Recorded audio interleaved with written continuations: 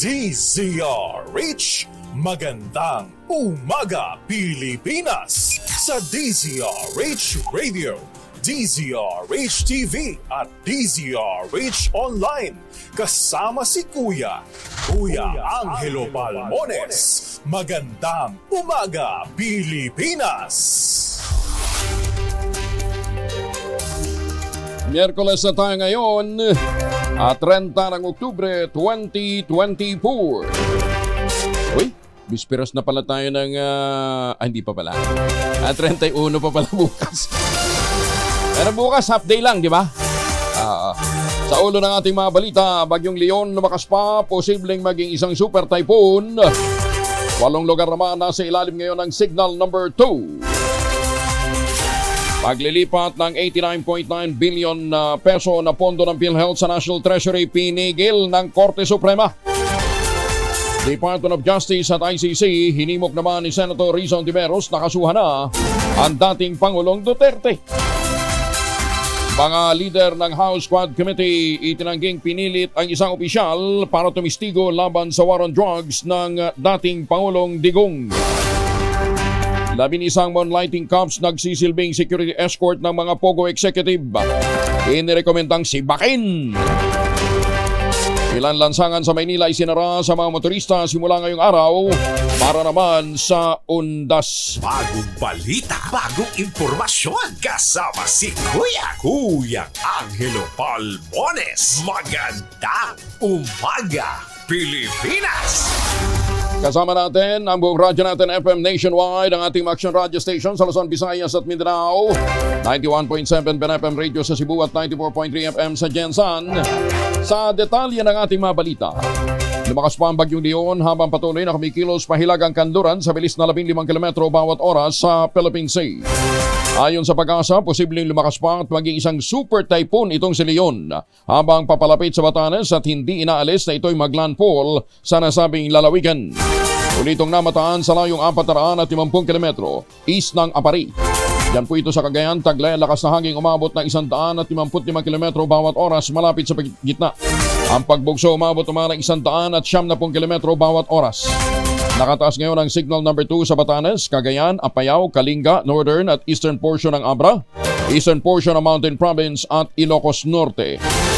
Nasa ilalim naman ang signal number 1 ang lalawigan ng Quirino, ilang bahagi ng Isabela, Nueva Vizcaya, ilang bahagi ng Mountain Province, yan din ang Ifugao, Benguet, rest of Abra, Ilocos Sur, La Union, Eastern portion ng Nueva Ecija, Aurora, Northern portion ng Quezon, Camarines Norte, Northern portion ng Camarines Sur at Northern at Eastern portion ng Catanduanes. Sa Huwebes ng hapon, inaasahang maglalandfall ito sa eastern coast ng Taiwan. Lalabas ng par sa Huwebes ng gabi o Biyernes ng umaga. Samantala, pinigil naman ng Korte Suprema ang paglilipat ng sobrang pondo ng PhilHealth sa National Treasury. Ito'y sa pamamagitan ng inilabas na Temporary Restraining Order o TRO ng Korte Suprema para sa pansamantalang pagtigil ng paglilipat ng nasabing pondo. Ayon kay Attorney Camille Ting, tagapagsalita ng Korte Suprema, pinag-isa nila ang 3 petisyon mula sa grupo ng Sambayan, Bayan Muna at ni Senate Minority Leader Aquilino Coco Pimentel upang ipatigil ang paglilipat ng kabuuang 89.9 billion pesos na pondo mula sa PhilHealth. Paglilinaw naman ni Attorney Ting, hindi kasama sa naturang TRO ang pagpapabalik ng mga naunang nailipat ng pera. Nagbunga nga ang pangungulit ni Senator Bongo sa PhilHealth kaugnay ng lipat pondo makarang ipatigil ito ng Korte Suprema. Naglabas ang Korte Suprema ng Temporary Restraining Order. Nag-aato sa PhilHealth itigil ng pagtatransfer ng natitirang 30 billion pesos na lamang sa sobrang pondo nito mula sa National Treasury na ayon kay Senator Go ay isang malaking tagumpay para sa mga Pilipino.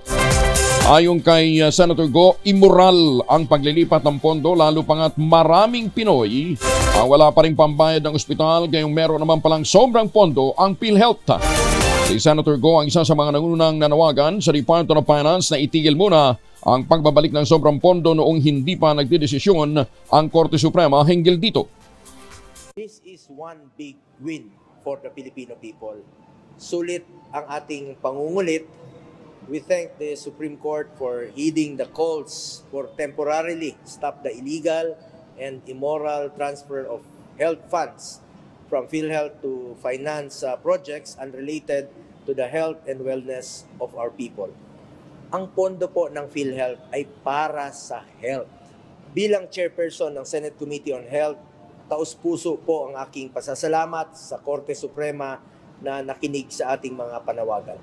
Nagpapasalamat din po ako lalo na sa ordinaryong Pilipinong binigyan natin ng pagkakataong gamitin ang nakaraang 4 na Senate Committee on Health hearings upang ilabas at marinig ng gobyerno ang kanilang mga hinaing hinggil sa isyong ito. Pero hindi dito nagtatapos ang ating krusada para sa kalusugan at kapakanan ng ating mga mamamayan. Hindi ko titigilan ang PhilHealth hanggang tuparin nila ang lahat ng kanilang pangako. Kasama na rito ang pagtataas ng kanilang case rates, pagpapalawak ng benefit packages, pagbaba ng premium contribution, pagkakaloob ng emergency and preventive care, pagbibigay ng dental at visual care, libreng gamot, assistive devices, at iba pang pangangailangang pagkalusugan sa mahihirap. Magandang umaga, Pilipinas! 9 minuto na makalipas ang alas 4 ng umaga, may naitala na naman ang PBOX na mataas na antas ng ibinubugang asupre mula sa Bulkang Kanlaon. Sa pagkakataong ito, umabot ng mahigit 10,000 tonelada naging gas emission ng bulkan. Ikalima sa pinakamataas na emission nito mula nang magsimula ang gas emission. Ayon sa ahensya, mula sa dating 1,000 toneladang asupre kada araw noong Hunyo, tumipa na ang antas na ibinubugan nito sa mahigit 4,200 tons a day. Nagpaalala naman ang PBOX na banta na sa kalusugan na maaaring idulot ng sulfur dioxide, lalo na sa mga dati ng sakit gaya ng asma o yung may mga sakit sa baga, komplikasyon sa puso, matatanda, bata at mga buntis. Nananatili ngayon ang alert level 2 sa Bulkang Kanlaon habang pinagbabawal pa rin ang pagpasok ng mga residente sa 4-kilometer permanent danger zone sa paligid ng bulkan.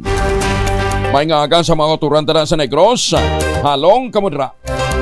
Nagbabala naman ang Department of Education at ang Commission on Higher Education sa publiko laban sa mga peking cash assistance at scholarship program para sa mga estudyante. Sa magkahawalay na abiso, parehong pinabulaanan ng dalawang kagawaran ang pag-aalok ng scholarship o cash assistance sa kanilang mga mag-aaral.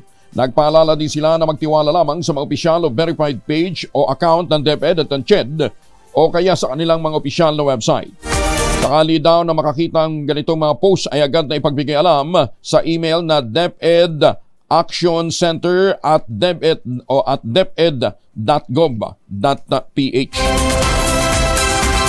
At sa mga nagkakalat ho naman ng mga peking impormasyon, maawa naman ho kayo sa mga nabibiktima ninyo.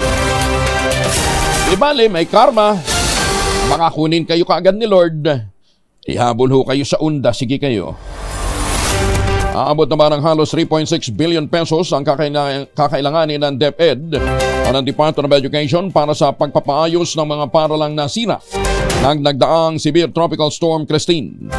Ayon sa DepEd, may kabuuang 2.9 billion ang kinakailanganin para sa reconstruction habang may karagdagang 737.5 million ang para naman sa mga pagkukumpuni. Sa ulat ng kagawaran, halos 900 eskwelahan ang nalubog sa tubig baha. Tinamaan ang pagguho ng lupa habang mahigit naman sa 1,100 ang nagsilbing evacuation center. Maliban pa niya sa pagsasaayos ng mismong paaralan, kinakailangan ding palitan ang mga nasira o tinangay ng mga libro, learning equipment, computer at ipapanggamit sa eskwela. Tiniyak naman ni Education Secretary Sani Angara na nakalatag na ang kanilang mga plano para dito upang makabalik ang mga mag-aral at mga estudyante sa lalong madaling panahon. Itinalaga ng Pangulong Bongbong Marcos si Hilario Bringas Paredes bilang bagong chairman ng Bases Conversion and Development Authority o BCDA. Kinumpirma ng Executive Secretary Lucas Bersamin ang appointment ni Paredes epektibo Oktubre 28 ng taong kasalukuyan. Pinalitan ni Paredes si retired General Thompson Lanchon. Ang BCDA ay kabilang sa government-owned and controlled corporations na may mandatong i-convert ang mga US military base lands sa mga matitirhan at world-class na mga komunidad. Bagong balita, bagong impormasyon, kasama si Kuya Angelo Palmones. Magandang umaga, Pilipinas. 12 minuto na makalipas ang alas 4 ng umaga, nakikipag-ugnayan ng Department of the Interior and Local Government sa University of the Philippines para sa planong pagbabawas ng mga general sa hanay ng Philippine National Police. Alinsunod ito sa unang pinalutang na panukala ni Interior and Local Government Secretary June Vic Remulla na gawin na lamang 25 ang mga general ng PNP mula sa kasalukuyang 133. Sinabi ni Remulla na sang-ayon ang Pangulong Bongbong Marcos Jr. sa panukala pero binagyan diin na hindi pa naman daw ito aprobado at pawang mga rekomendatory pa lamang. Unang ipiniliwanag ni Remulla na isa sa pangunahing dahilan ng pagbabawas ng mga general ay dahil masyado ng top-heavy ang hanay at napakarami na monong mga general na wala namang mga hinahawakang tauhan. Samantala, sinabi ng DILG Chief na hindi naman nila i-demote ang mga aalising general at sa halip ay pagre-retiruhin na lamang sila. Kawawa naman. Mapapaaga ang kanilang retirement. Nora-honor nangangalap ng mga donasyon para sa mga biktima ng Bagyong Christine sa Bicol. Detalye ng balita mula kay Gorgie Rula. Good morning, Gorgie. Abala ngayon si Nora Honor sa pagkalap ng mga donasyon para sa mga taga Bicol na nasalanta ng Bagyong Christine. Tumatakbo kasi ang original superstar bilang second nominee sa isang party list kaya iyon ang maiisip ng lahat dahil nga sa tumatakbo siya sa eleksyon. Pero ang sabi ni Ate Guy, taga-Iriga kasi siya at talagang nalulungkot daw siya sa sinapit ng mga kababayan niya roon sa Bicol. Kaya kahit may sakit pa nga ito ay gumawa siya ng paraan na makalikom ng mga relief goods para ipamigay sa Bicol at ilang araw din siyang humingi sa social media ng mga donasyon. At ang ginawa niya lately ay nagsuggest siya sa shop ng kilalang vlogger na si Boss Toyo ng Pinoy Pawn Stars. Dinala niya roon ang kanyang damit na isinuot niya nung nanalo siya sa tawag ng tanghalan noong 1967 pero hindi raw niya iyon binibenta. Pinresyohan pa nga ito ni Boss Toyo ng 5 million pesos para mailagay daw niya sa kanyang museum na bubuksan niya sa January next year. Pero ang sabi ni Nora, ilalagay din daw niya iyon sa kanyang museum. Pero pinirmahan doon ni Ate Guy ang mga items na binibenta ng mga fans kagaya ng mga Nora Honor dolls at mga scrapbook. At nagpasalamat naman ang aktres dahil nagbigay nga si Boss Toyo ng 250,000 pesos bilang tulong kay Ate Guy na nangangalap nga ng mga ibibigay sa mga taga Bicol. Madami na raw siyang naipong mga relief goods pero gusto sana niyang madagdagan pa ito para marami na rin daw siyang madadala sa mga kababayan niya sa Bicol. Gorgie Rula po nag-uulat mula sa showbiz ng DZRH, una sa Pilipinas, una sa Pilipino. Maganda umaga, Pilipinas! Maraming salamat, Gorgie. At sana nga po, huwag naman nating pinag-iisipan lagi ng masama ang ating kapwa. Baka naman talagang objective ni Ate Guy na tumulong. Inulod sa tamaan ng Philippine Amusement and Gaming Corporation of Pagcor ang pinakabago nitong flagship infrastructure project. Inabibilangan ito ng pagpapatayo ng mga school building. Target nilang makumpleto ang hindi bababa sa 1,200 na mga silid-aralan sa susunod na 4 na taon. Ito'y makarang lumagda ang Pagcor Chair at CEO na si Al Tenco sa memorandum circular na nagpo-formalize ang bagong collaborative undertaking ng Department of Education, DPWH at ang Pagcor. Ayon kay Tenco, maasa sila na sa 4 na taon makapagpapatayo sila ng mahigit 1,000 silid-aralan sa ilalim ng bagong infrastruktura bilang bahagi ng kanilang pangako sa pagtulong sa buong bansa. Sinabi pa ni Tenco na ang nasabing proyekto ng Pagcor ay kanilang at ng kanilang mga partner agencies ay uunahin yung mga malalayong lugar at mga pamayanan. Bukod sa mga gusaling pamparalan, sinabi ni Tenco, magtatayo rin ang Pagcor ng 200 e-learning center. Ilalagay ito sa mga lugar na may mataas na konsentrasyon ng mga educational institution. Ang bawat e-learning center ay magkakaroon ng 48 station ng mga computer na may connection sa internet upang maging ideal hub ito ng mga online research at maging mga kurso na may kinalaman sa computer literacy. Patay ang isang mangingisda matapos na masabugan ng sarili nitong dinamita sa Borjos, Quezon Province. Kinilala ng Quezon Police ang biktima na si Mario Makagaling, 40 anyos, residente ng barangay Kalutkot. Ayon sa kapwa nitong mangingisda na nasa 200 metro ang layo mula sa biktima, ang mangyari ang naturang insidente. Hindi pa naitatapon sa dagat ni Makagaling ang kanyang hawak na dinamita, bigla itong sumabog sa kanyang kamay. Sa lakas ng pagsabog na tawag nila dito bigas-bigas, nawala ang buong kanang braso ng biktima at nagkalasog-lasog ang kanang bahagi ng kanyang muka, dibdib at dalawang binti. Batay sa investigasyon, matagal nang notorious ang biktima sa pagdinamita at dati na rin itong nahuli ng mga otoridad noong 2013 pero hindi pa rin tumigil sa kanyang mga aktibidad. Maganda umaga, Pilipinas! Paalala ho natin sa ating mga kababayan, uso ho ang karma. Ha? Mga gawain ninyong hindi maganda, itigil na, ha? Nang sa gayon hindi ho tayo nadidisgrasya. PNP Pangasinan handa naman para sa Ligtas Undas 2024. Detalye na balita mula kay Freddy Pajardo, RS38. Masantos siya kabasani si Kamin sa ating mga kababayan dyan sa Pangasinan, Freddy.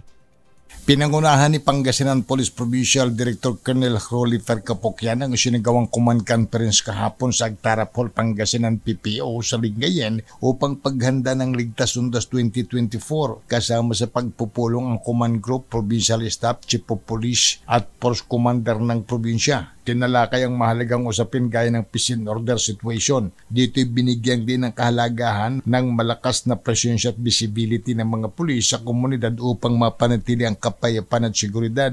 Ang anti-criminality campaign ay tinalakay din ang mga hakbang at estratehiya upang masugpo ang krimen dito sa lalawigan. Ang deployment para sa Undas ay pinag-usapan din at ang paglalagay ng mga tauhan sa mga strategic na lugar upang matiyak ang kaligtasan at seguridad ng publiko. Ang binalangka sa mga traffic routing sa mga papasok at palabas ng mga sementeryo at ang mga designated parking space na itatalagan ng mga LGUs. Tiniyak ni Colonel Capocyan na handa ang kanyang mga tauhan na panatilihin ang mapayapa at tahimik na paggunita ng Ligtas Undas 2024. Ito si Freddy Pajardo, RS38, nag-uulat para sa DCRH, una sa Pilipinas, una sa Pilipino. Maraming salamat, Freddy. Mas bumaba ang antas ng kriminalidad sa ilalim ng administrasyon ng Pangulong Ferdinand Bongbong Marcos Jr. kumpara sa administrasyon ng dating Pangulong Rodrigo Duterte. Ito naman ang giniit ni Interior and Local Government Secretary o dating DILG Secretary Benhur Abalos Jr. kaugnay ng pahayag na bumaba umano ang kriminalidad sa Pilipinas noong Duterte War on Drugs. Ayon kay Abalos, meron datos na magpapatunay na bumaba ang krimen sa kasalukuyang administrasyon. Tulad na lamang niya ng datos ng Department of Justice kung saan bumaba ng 10.66% ang krimen mula July 1 ng 2022 hanggang January 31, 2024 kumpara sa naitala noong December 1, 2020 hanggang June 30, 2022. Maganda umaga, Pilipinas! Ay mga misis, sa may araw si Monso pag-uwi galing sa trabaho. Ay, hindi, si Mr. pala. Si Mr. kasi si Bonso wala hong pasok ngayon eh. Amoy araw ba si Mr. pag-uwi galing ng trabaho? Abay dahil yan sa germ sa katawan nila para labanan ang amoy araw at amoy pawis gumamit ng Shield Bath Soap regularly. Unbeatable ang Shield sa paglaban sa germs versus another brand by Shea Butter. Pampalambot ang kuti sa prasyong abot kaya 12.50 SRP. Kaya naman recommended po ito ng Philippine Nurses Association. Kaya mga misis ay challenge you, subukan ng Shield Bath Soap. Galit sa sakit, may malasakit, sulit na sulit. Mahiwagang tunog!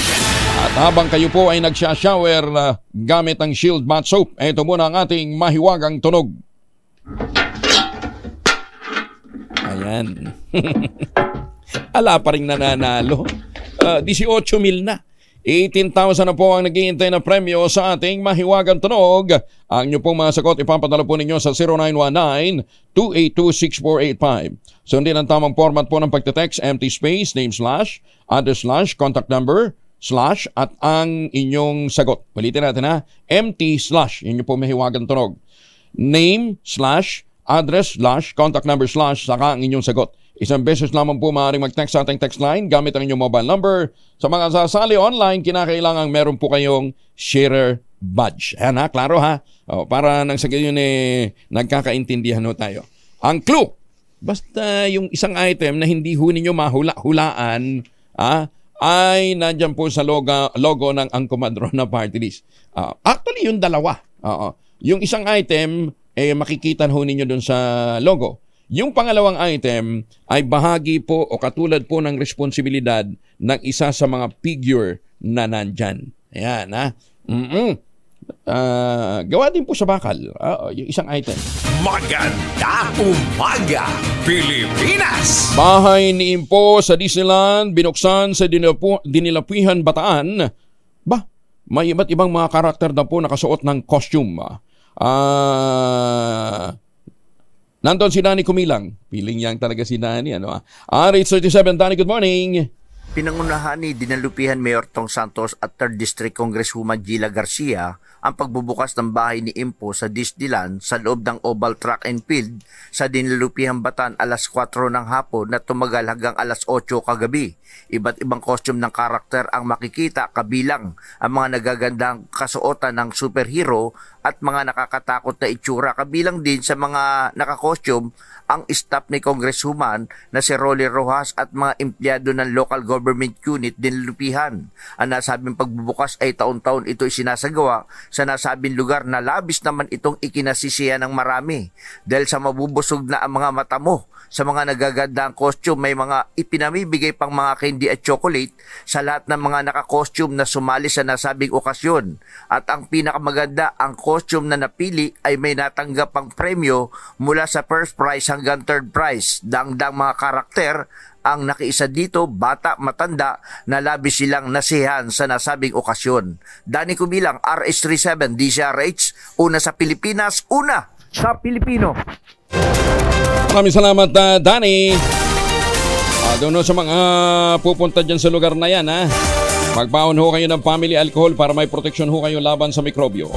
Dalawang formulation ng family alcohol na pwede natin pagpilian. Yung family 70% isopropyl alcohol, especially prepared for clinics, hospital, pharmacies, laboratories, pero okay na okay din po sa mga households.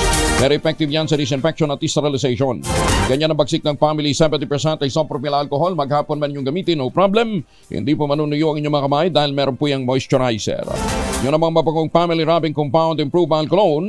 Ayan po yung mabangong isopropyl alcohol na ginagamit po ng mga masahista, mga barbero, mga doktor, mga nurse, mga komadrona for sponge bathing and other cleansing purposes. Family rubbing alcohol parang DZRH sabok na sa mahabang panahon, mabibili sa namang butik at convenience stores nationwide. Family rubbing alcohol hindi lang pampamilya, pang sports pa. Maganda umaga, Pilipinas! Alas 4:25, gold trader binarel at napatay sa Tabuk City, Kalinga. Detalye ng balita mula kay Romy Gonzalez, RH41, na imbag na bigat, Romy. Dead on arrival sa paggamutan ng isang gold buyer matapos barilin ng mga nanloob ng kawatan sa kanyang shop sa Purok 5, Bulano, Tabuk City, Kalinga kahapon. Nakilalang biktima na si Jan Cabigat, negosyante ng ginto, tubo sa Ifugao at nakatira sa Purok 5, Bulano, Tabuk City. Batay sa investigasyon ng pulisya, 3 kalalakiang suspect ang pumasok umano sa shop ng biktima. Ang isa ay pumeso sa pintuan.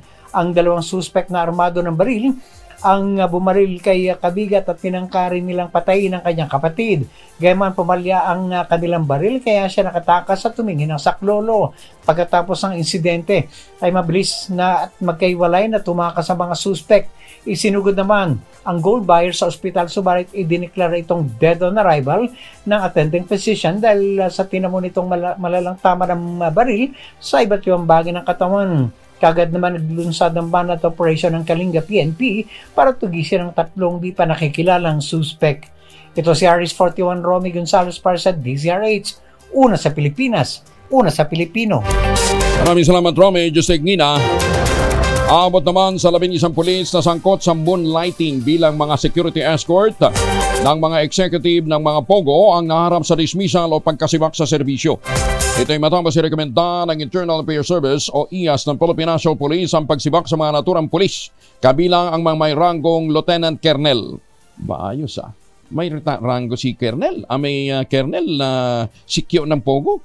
Ayon kay PNP IAS Inspector General Rodrigo Obrigido Dulay, nag-ugat ang kaso ng magsuntukan ang 2 tauhan ng Special Action Force sa loob ng isang post-subdivision sa Ayala, Alabang nitong Mayo. Nakalaunan ay napag-alamang mga security escort pala ng isang Chinese national na konektado sa POGO. Lumabas din sa investigasyon na walang approval mula sa Police Security and Protection Group ang pagbibigay ng serbisyo ng dalawang miyembro ng Special Action Force na malinaw na paglamag sa mga polisiya ng PNP. Lagot kayo? Seryoso si Commissioner Dulay. Nakakasuhan naman ni Senator Risa Ontiveros si dating Pangulong Rodrigo Duterte sa Department of Justice pati na sa International Criminal Court. Ito'y matapos ang lantarang pag-amin ni Mayor Digong ng pagkakasangkot niya sa kaso ng patayan sa drug war ng nagdaang administrasyon. Inimok ni Senator Ontiveros ang DOJ at ang ICC gamitin sa pagbuo ng kaso ang naging mga testimonya ng dating Pangulo sa pagdinig ng Blue Ribbon Committee. I hope and I imagine that the Department of Justice is watching dahil ang daming admissions ng dating presidente involving criminal acts. Salamat kaayo, kasaysayan na lang po maghuhusga. Salamat kaayo, Mr. Chair.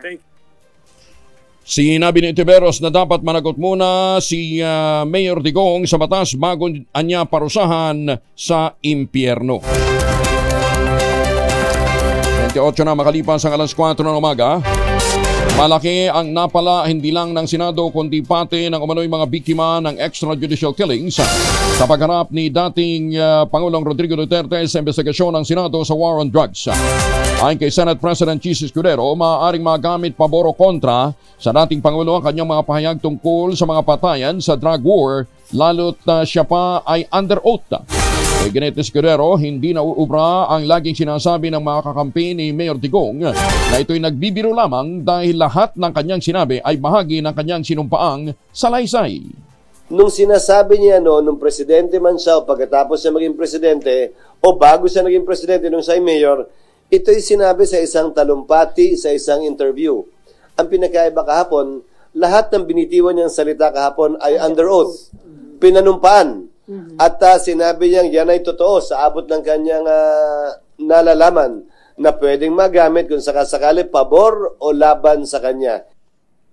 Samantala, nilinaw din ni Senate President Chis Escudero na hindi okay ang pagmumura na ginawa ng dating Pangulong Rodrigo Duterte sa pagdinig ng Senate Blue Ribbon Committee nitong Lunes. Ayon kay Escudero, tama lamang ang ginawang pagsita ni Senator Risa Ontiveros sa mga pagmumura ni Mayor Digong dahil wala sa lugar ng Senado ang naturang mga salita.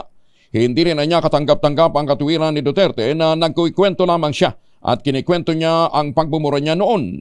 Punto pa ni Escudero, ayaw niyang mamanhid ang Senado o ang lipunan at isiping okay na lamang ang mga pinagsasabi ng dating Pangulo. Alas 4:30, naniniwala naman si Senate President Chis Escudero na isang civilized society ang Pilipinas at dapat itong kumilos na gaya ng isang sibilisadong lipunan. Reaksyon ito ni Escudero nang matanong kaugnay ng pag-amin ng dating Pangulong Rodrigo Duterte na inatasan niya ang mga police official na i-provoke ang mga kriminal na manlaban noong war on drugs ng kanyang administrasyon. Sinabi rin ni dating Mayor Digong na kabilang sa minatasan niya sina dating PNP Chief Archie Gamboa, Vicente Danao at Senator Ronald Bato de la Rosa na tinawag niyang commander ng mga death squad. Yan pa man paglilinaw ng dating presidente, hindi niya inutusan ang mga pulis na pumatay. Iimbitahan pa rin ang Quad Committee ng Kamara si dating Pangulong Rodrigo Duterte sa issue ng extrajudicial killings. Ayon kay Santa Rosa Representative Dan Fernandez, co-chair ng Quad Committee, hindi masyadong natalakay sa Senate hearing ang issue ng reward system. Matatandaan sa hearing ng Quad Committee, lumutang ang sinasabing reward system na ibinulgar ng dating PCSO chairman na si Regina Garma.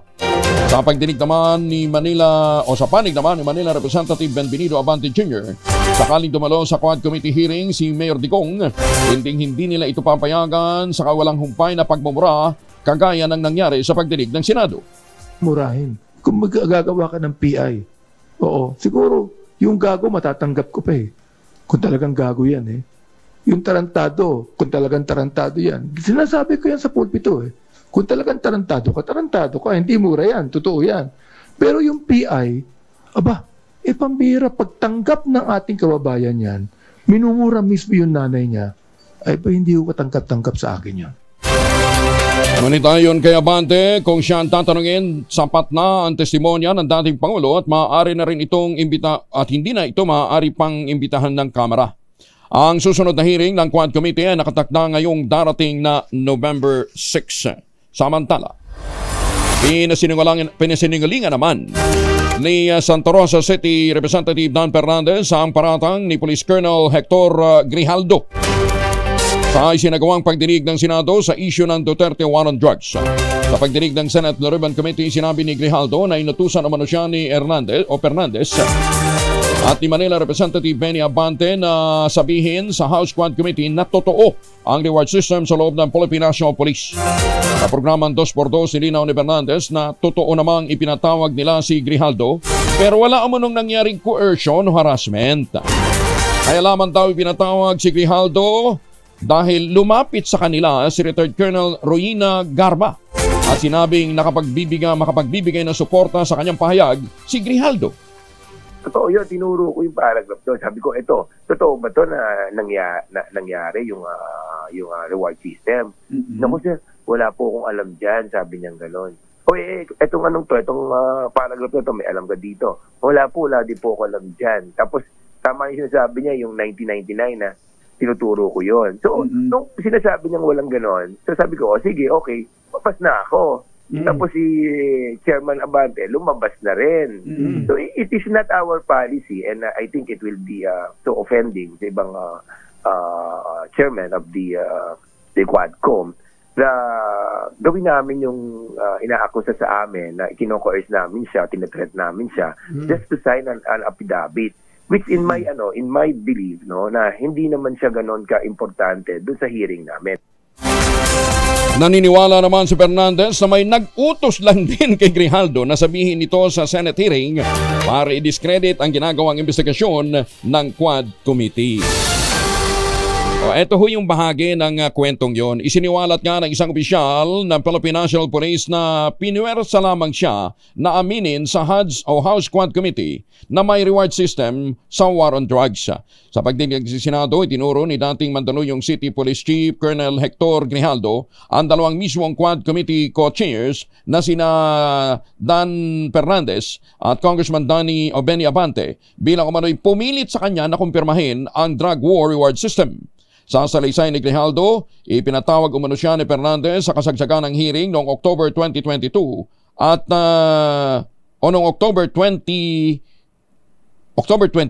at ipinakita ang supplemental affidavit ni dating PCSO General Manager Royina Garma. Nang makapasok sa isang silid, dito na umano siya inatasan na sabihin ang ituturo nilang mga pahayag bagamat sinabi naman umano ni Grijaldo na wala siyang alam o kinalaman dito. After a while, Kong Dan Fernandez entered the room and he asked me to sit beside him on his right side. And then Kong Abante entered the room, sat far end of the chair on the right. One of the lawyers of Police Karma stood near at my back. Kong Dan Fernandez put the paper he was holding on the table and told me, ito ang sasabihin mong statement na ito. While pointing on the paragraph on the paper, ito ang supplemental affidavit ni Colonel Garma. Sabihin mo, alam mo ang reward system. I-confirm mo lang. Kong Dan told me to read the said affidavit. However, I asked the copy of affidavit he was showing to me to read it. He did not give it to me. The lawyer of Police Colonel Garma said, ikaw lang ang pwedeng magsabi niyan, sabi ni Colonel Garma. I was puzzled and I asked myself, why? Ayun. Magandang umaga, Pilipinas! Parang hindi naman under jury si Colonel, ano ha? Naninindigan naman si Senator Christopher Bongo na walang reward system sa ilalim ng Duterte War on Drugs. Iginitigo, ipinatupad ang drug war nang may pananagutan at alinsunod sa umiiral na batas. Sinabi pa ng Senador, bakit pa kailangang bayaran ng mga pulis na ginagawa lamang ang kanilang trabaho? Una nang sinabi ni Go na bilang special assistant noon ng dating Pangulong Digong, wala siyang kinalaman o ang kanyang opisina sa operasyon at organisasyon ng kapulisan at hindi siya parte o hindi parte ng kanyang tungkulin ang humawak ng pera mula sa tanggapan ng Pangulo. 37 na makalipas ang alas 4 na umaga. Maganda umaga, Pilipinas! Ay mga mamis, mag-laundry day ho tayo today, pero abangan ho natin ang biglang pagbuhos ng ulan, ha? Kunoto ka pa kapag makapit, madikit at malapit ang bansa, all you need is Pride. Ba't mapahirapan ang self-con sa Pride, easy at worry-free naman ang laundry. Sa triple stain away formula, tanggal ang matitinding bansa based on test at chocolate, modern sabon on cotton, gawa po ito ng ACS. Bagong balita, bagong impormasyon, kasama si Kuya Angelo Palmones. Magandang umaga, Pilipinas! Higit 180,000 pesos na halaga ng illegal drugs nasa banta mga otoridad sa loob ng 24 oras sa Davao City. Detalye na balita mula kay June Soter mula sa Action Radio Davao. May butag mo, June. Mayong buntag usab Kuyang Angel, mahigit 180,000 pesos na halaga ng illegal na droga ang nasabat ng Davao City Police Office sa isagawang drug bypass operation sa iba't ibang lugar ng Davao City sa loob lamang ng 24 oras noong Oktubre 29, 2024. Sa apat na anti-illegal operation ng kapulisan, apat na drug personality ang naaresto matapos positibong nabilhan ng illegal na droga. Sa operasyon ng apat na police station na under ng DCPO ay nakakumpiska sila ng illegal na droga na may kabuuhang 184,892 pesos na standard value price mula sa Santa Ana PNP, San Pedro PNP, Buhangin PNP at City Drug Enforcement Unit. Ayon kay Police Colonel Hansel Marantan, Acting City Director ng Davao City Police Office, na resulta ito sa pagsisikap ng kapulisan dahil ang DCPO ay bilang isang organisasyon na hindi titigil sa paglaban sa illegal na droga sa loob ng lungsod, gaya na ipinapakita ng mga iba't ibang police station sa kailang matagumpay na operasyon. Ito si June Soter para sa DZRH. Una sa Pilipinas, una sa Pilipino. Dagan salamat, John. Ay, magandang umaga po sa mga suki natin sa iba't ibang panig ho ng mundo, sa ating pong mga seafarers na nakatutok ngayong araw nito. Magandang umaga po sa inyo. Ingat po kayo sa inyong mga biyahe. Magandang umaga din po sa mga kababayan natin nandyan sa Taipei, Taiwan. Ohio gozaimasu sa mga suki natin sa Japan. Magandang umaga din po sa mga suki natin dyan sa iba't ibang panig po ng Europa at ng Amerika. Eban lang dyan sa Las Vegas, magandang umaga ho sa inyo. Yan din po sa mga suki natin dyan po sa New York. Hindi New York ko ba New York, USA. At sa mga suki ho natin dyan sa San Diego, California. Sa mga tigasin. Akala ko si Jun Yambao, taga San Diego, California. Yung isa sa mga midnight singers natin. Hindi naman pala. Si Jun Yambao pala ay taga Canada. Taga Canada. Luto ka na dyan. Siya isang Canadian. Saing ka na dyan. Laba ka na dyan. Magandang umaga sa ating mga midnight singers na mga tigasin. Ayan. At sana nga po ay naging maganda ang inyong performance dyan po sa Las Vegas, Nevada. Kay Boss Manny de la Peña, kay Tita Cora, kay Sir Art. Si Art ang pinaka-macho sa kanila. Macho Norin. Macho Norin kay Ma'am Linda, Ma'am Lloyds, at saka kay Jun Yambao. Sila po wala yung mga original founder ho ng USAPE dyan po sa San Diego. Mamaya alamin ho natin kung ano yung USAPE na yan. Maganda umaga, Pilipinas! Uy, congratulations nga pala sa number 1 sa katatapos na Geodetic Engineering Licensure Examination, si Engineer Vincent Ray Pascua. Top notcher po ito. Taga Kidapawan City po ito. Taga North Cotabato. Galing. Yung nag-number 1 sa licensure examination for licensure examination for physician. Di ba? Taga Kidapawan din. Picture natin kung yun natatandaan. Okay daw. Yan ngayon naman sa geodetic engineering. Iba talagang mga taga Kidapawan, mga taga North Cotabato. Binabati ka Engineer Vincent Ray Pascua ni Governor Lala Mendoza. Gob, marami ka nang bibigyan ng reward. Eto pa, good luck din kay Palmer Taray. Si Palmer Taray po naman ay 12 years old na ba ito kung hindi ako nagkakamali? Oo. Siya po naman ay nagpa-practice. Ilang buwan na ho nagpa-practice. Mula pa yata August, nagpa-practice na ho itong bata. No, ha? Lalaban po ito sa cross-channel ng mula Davao papunta sa Samal Gulf. Via Samal Gulf, pupunta ho siya ng Samal. Nagpa-practice na po itong bata para sa naturang challenge. Siya po ay merong autism. Lupit, talaga hindi naman halata. December 8 po yan. Palmer Cross Channel, Davao to Samal Island. At kauna-unahang autistic child na gagawa ng cross channel na ito sa Mindanao. Lupit. Ayun, July pa, nag-umpisa ho siya ng pagpapractice at ang dry run ay ginanap noong October mula po sa Davao papuntang Samal. Ito po ay anak ni Jocelyn Taray at ni Jerry Taray. 12 years old na po itong bata ito. Isama ho natin siya sa ating dasal at sana'y magtagumpay ang kanyang magiging paglangoy na yan. Congratulations din sa Drama Department na gawin sa CMMA bilang Best Drama Program. May Pangako ang Bukas, directed by Bobby Cruz. Ang writer po nito ay si Rita Labanon. Congratulations din sa Art to Art with Lisa Makuha Elizalde, Best Educational Program sa katatapos naman po na Catholic Mass Media Awards o CMMA. Congratulations! Maganda umaga, Pilipinas! Abay, batiin na rin natin ang magandang umaga at maagang gumising ito si Mayor Senny Mendoza dyan po sa Talisay, Batangas. Magandang umaga din kay Kaador Pleito dyan po sa Bulacan. At kay Justice Max de Leon ng Court of Appeals. Magandang umaga din kay Justice Raul Villanueva, ang ating Court Administrator. Lalong-lalo na kay Ma'am Sally, kay Tita Sally Villanueva, ang nanay po naman ni Justice Raul Villanueva. Nakaaga din gumising, Ayan. Ay, congratulations din kay Captain Anthony Ron Santos. Produkto naman dito ng mga Maris Brothers, Binabati siya ng kanyang mama na si Asek Cecil dahil balik na daw po ito sa isang airline dyan po sa Hong Kong. Sa mga pauwi ng Pilipinas, huwag kalimutan, talip na magmaon ho ng imported na tsokolating pasalubong, bumili po ng Tangerine Chocolate.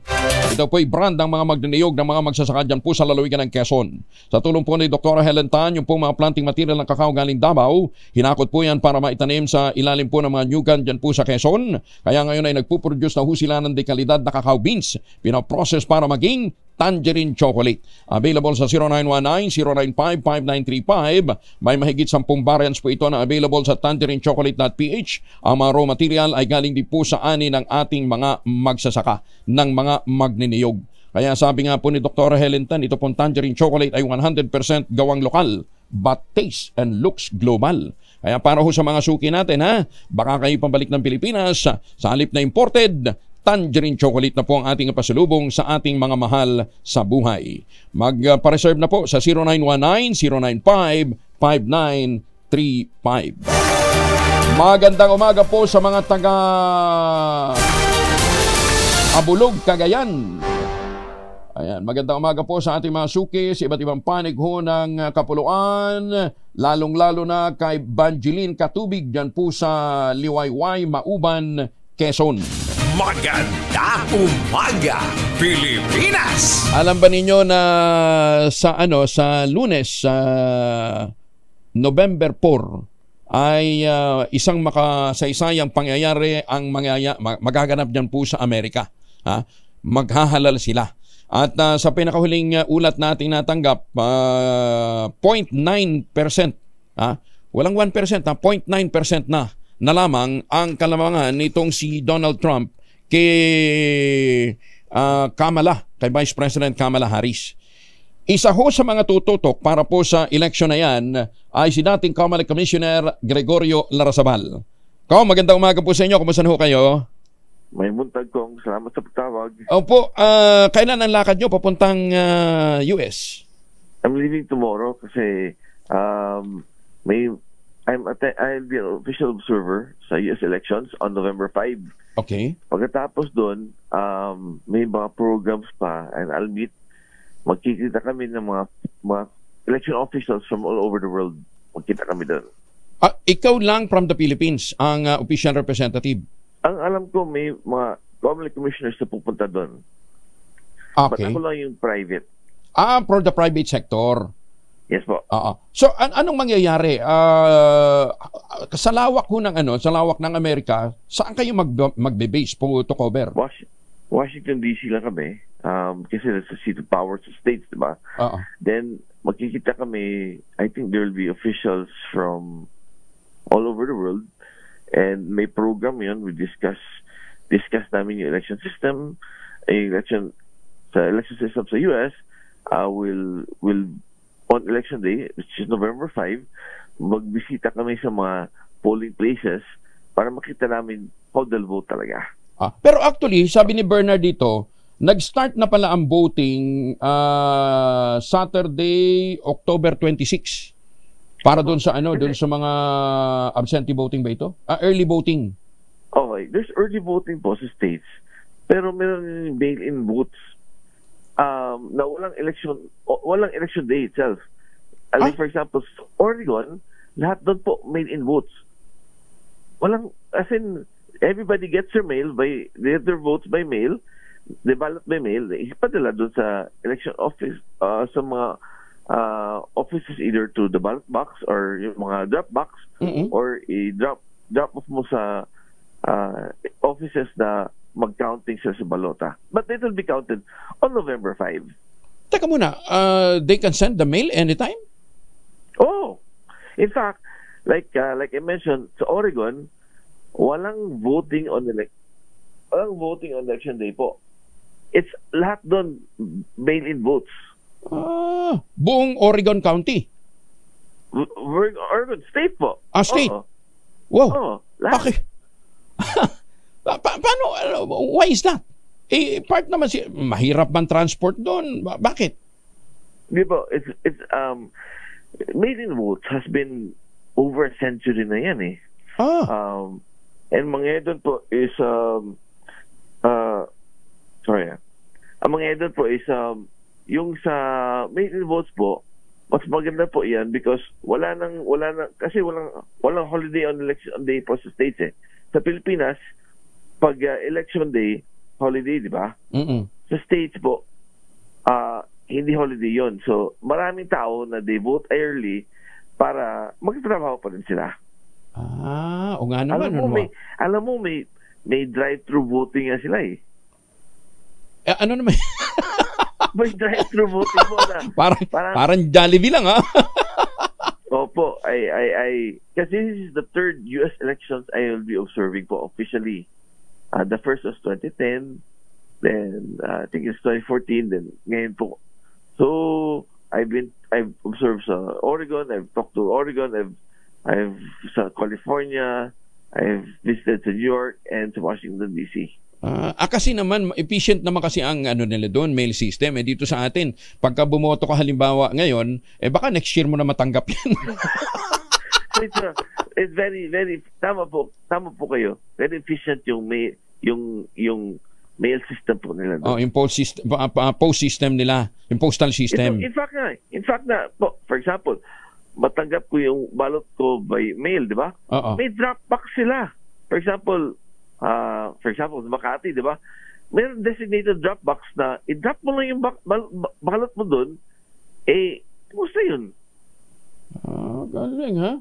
Ganda ang sistema nila eh. It's not perfect, but it's something we can learn from and hopefully implement niya po. At saka kagagaling ko lang ng California, November 5, hindi pala November 4, sorry, November 5 na yung eleksyon, pero wala ka makikitang basurang nagkalat. Meron man siguro nakasabit na poster sa likod ng bahay o bakod lang nung supporter. Other than that, walang nagkalat na kung ano-ano, walang nakapako sa puno. Oo. Ito yun like I mentioned, yung drop box nila, for example, matanggap ko yung balota ko sa mail, ilagay ko balik sa envelope, i-drop box ko doon, ilagay ko sa drop box malapit sa City Hall. Kung dito sa Pilipinas yun, kung ilagay mo sa drop box, pagka umaga mawawala na yun. Ikaw naman, kung yung ballot box ini-snat mismo, yung drop box pa kaya? Ayan, okay. So, ang babantayan ho ninyo is the actual counting, yung transmission na. Teka, saan ba itatransmit yun? Kasi dito sa atin, di ba, centralized ang counting for the national candidates. Sa kanila, paano ho? Ang kaibahan talaga nila is, it's per county, per state per county. So, each state has its own system. Each county in the state has its own system. So, it's very decentralized sa kanila po. Akala na ng mga tao, maganda yung sistema sa states kasi isang botohan lang. Hindi, iba-iba po yan. In fact, yung voting system ng one county will be different from the other county kasi yung isa, for example, touchscreen. Yung isa, optical mark reader, yung i-scan, i-feed sa ballot box. So, iba-iba po klaseng mag-voting. Oo. I see. Tapos, mag-meet lang yung tally sa central count na, which will happen in Washington. Di po. So, per state yan. Like for example, sa Nebraska, iba yung, they count their votes separately from California, from New York, from Michigan, from Florida. Then that goes to, sa atin, that's the popular vote. So whoever wins, manalo, isa ka na for the president. Electoral College. Electoral College po. So that will be submitted siguro mga December, then January 6, that will be counted by both houses of Congress na po. Hindi, paano hindi malalaman agad ng result? Kung sino nanalo? Yeah. Well, sa Electoral College hindi mo laman yan, pero sa kanila kasi, there's so much trust in the system na maski hindi pa tapos yung bilangan, but you already have the numbers. I mean, say, may exit poll or ganyan, they will count it na for you. It's mas mabilis because they're more mature than us. So hindi, tsaka wala daw kasing political hindi na totoo, walang political dynasty sa US. Meron din naman, di ba? Meron, no? Meron. Kaya lang hindi sa pangalan nito sa White House. Siguro sa iba't sa mga local, mga state meron, pero sa national wala. Wala po. In fact, the only one medyo naka-position twice si Bush, 'di ba? But all the rest is iba talaga yung pagiging presidente. Ayun, sabi ni Bernard, nakaboto na nga daw siya noong 27 to. Mahaba din daw ang linya. Sa early voting. Sa early voting po, in fact, President Biden voted yesterday. He waited in line for 40 minutes, si President Biden. Bernard, wag kang magreklamo, 20 minutes lang pala yung sa iyo, si Biden 40 minutes siya. Walang senior walang privilege ang senior citizen? Not only that, hindi siya nag-cut sa line, nag-wait siya just like anybody else, just like any other voter. Diba? Because ang kaganda pa pag-voting, lahat tayo, mayaman ka, di ka mayaman, single ka, may asawa ka, lalaki ka, babae ka, lahat doon, isa lang boto mo. Galing, Kaya lang, yung popular vote na yan, halimbawa, kamukha nung sino nga ba yun? Bush ba yun? Yung lamang siya sa electoral vote, pero lamang yung kalaban niya sa popular vote. Yeah, in fact, 7 out of the last 8 U.S. presidential elections, nanalo yung Democrats. But because of the Electoral College, talo sila. Like for example, when if I'm mistaken, when Clinton ran against Trump, sa electoral votes, nanalo si Trump. Pero sa popular votes, nanalo si Clinton. Then si Biden, nanalo sa popular votes and the Electoral College votes. So, posible yan na manalo ka with the popular votes, pero in the states, yung Electoral College ka, manalo ka. Manalo ka sa popular votes, pero sa Electoral College, talo ka. Meaning, for example, lamang ka na malaki sa California, New York, Pennsylvania, pero in the other states, maliit lang yung lamang ng kalaban, pero panalo siya, so you add it up, di ba? Kasi each state has how many electoral votes So, it happens na not everyone who wants sa president, not everyone who wins the popular votes wins the presidency. Unlike sa local nila. Sa local po nila. Sa Senate, nila, sa Congress, di ba? Popular talaga. So, just imagine, in the Philippines po, parang Region 1, may popular votes ka, so you'll get like 10 electoral votes. Region 2, you'll get 5 electoral votes. So, i-add po yun, maski i-add po lahat ng electoral votes, kada region sa Pilipinas, yun ang mag-determine sinong presidente. And electoral vote is based on population? It's right. Kasi it's based on population area, but that's medyo skewed ng konti po kasi that was the time like sa time of the may slavery pa doon at that time so medyo it favored some states. Okay. So that's why some people want to eliminate it now. So yung iba maliit lang yung electoral votes nila, yung iba malaki.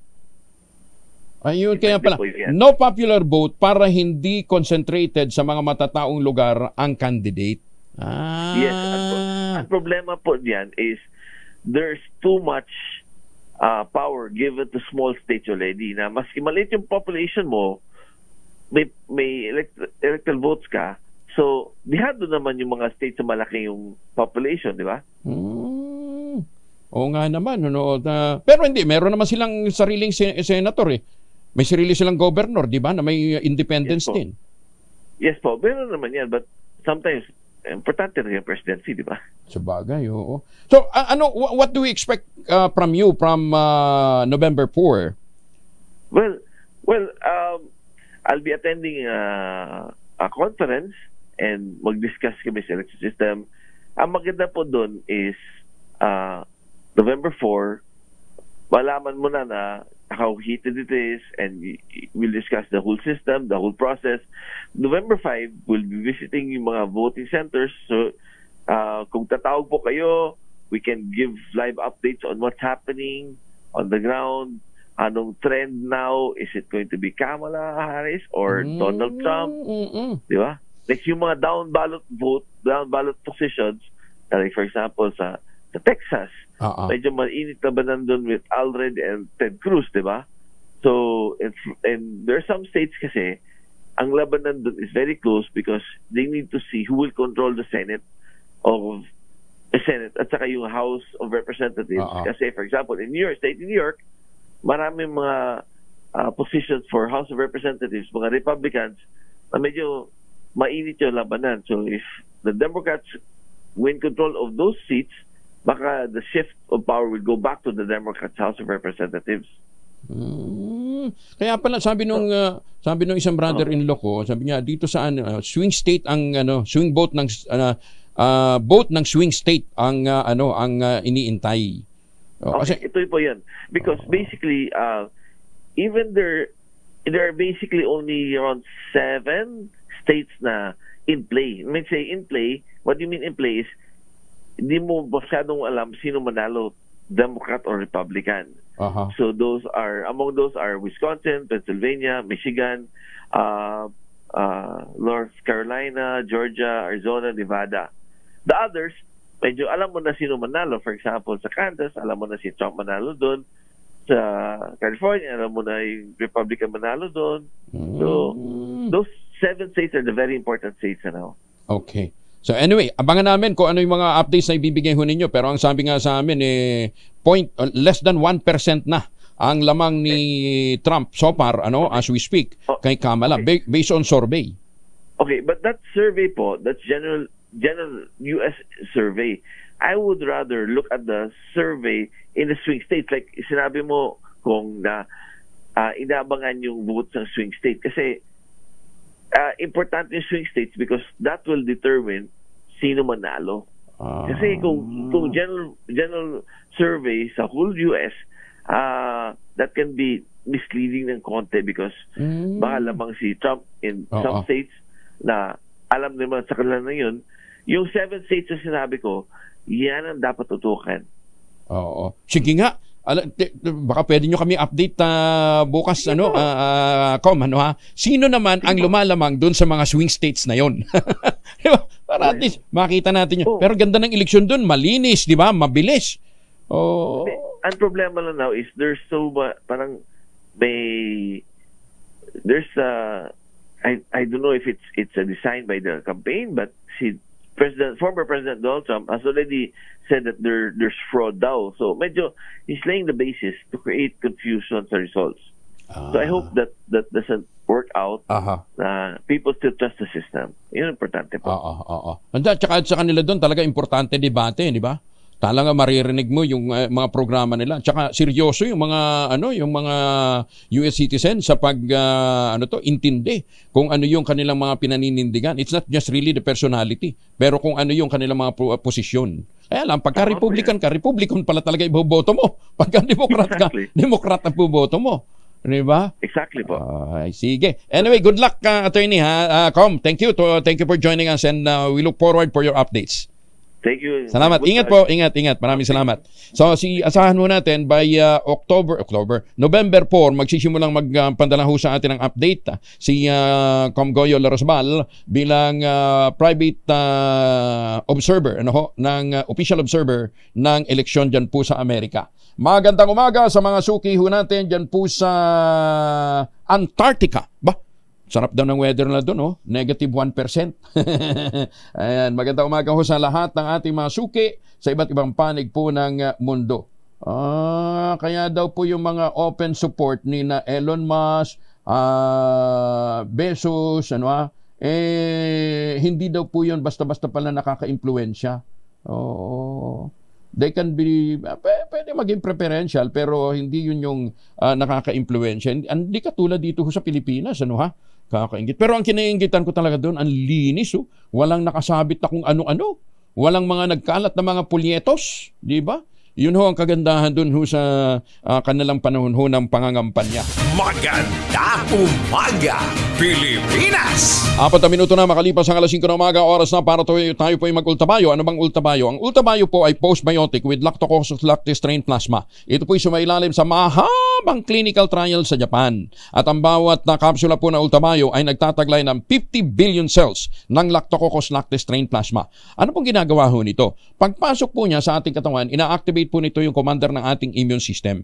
Kung kaya't naitataboy po ang mga toxin sa ating katawan habang tayo natutulog. Kaya pinalalakas po nito ang ating immunity. At ang ultabayo po ay nakatutulong din para ma-achieve natin ang magandang tulog. Kaya kung maganda ating tulog, syempre magandang gising. Pag magandang gising, maganda syempre ang ating disposisyon, ang ating kondisyon sa kinabukasan. Available po ito sa Lazada at Shopee. Siguraduhin lamang na galing po sa Teoxycil Ventures.